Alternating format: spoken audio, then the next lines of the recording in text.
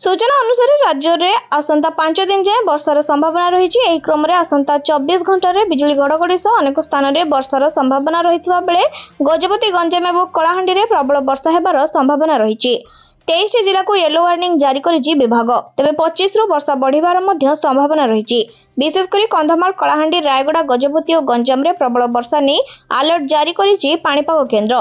एहासह एबे गरम गुळुगुळी को सामयिक अस्वस्ति मिलिथिबा बेले आगामी दिन में उपकूल ओडिशा रे गुळुगुळी सह तापमात्रा 2 रु 3 डिग्री बढ़ियो बोली पूर्वानुमान करिछि पाणीपाग विभाग। आसंता 24 तारिख में अनेक स्थान में वर्षा सह गोटी किंबा दुईटी स्थान में प्रबल वर्षा हेब। 26 रु 27 तारिख में विशेषकर दक्षिण अभ्यंतरीण ओडिशा रे वर्षा हेबार संभावना रही। 28 और 29 रे उत्तर अभ्यंतरीण ओडिशा रे वर्षा हेब बोली पूर्वानुमान करिछि पाणीपाग विभाग। अन्यपटे राज्यर अधिकांश जिले में मौसुमी छुईथिबा बेले सुंदरगढ़, झारसुगुड़ा, केउंझर, मयूरभंज और बालेश्वर केतेक अंश को छुई नाही मौसुमी। पाग अनुकूल थिबा बेले आगामी दिन में 3 रु 4 दिन मध्य एही सब जिला को मौसुमी अग्रसर हेब बोली कहिछि पाणीपाग विभाग। सेहीपरि अभ्यंतरीण ओडिशा रे रहिछि घूर्णिबलयर संभावना। फल दक्षिण पश्चिम दिगरु उपकूल ओडिशा आड़कू पवन बहिबार मध्य संभावना रही। अभ्यंतरीण ओडिशा को दक्षिण पूर्व दिगरु पवन आसुथिबा पाणीपाग विभाग पक्षरु सूचना मिलिछि।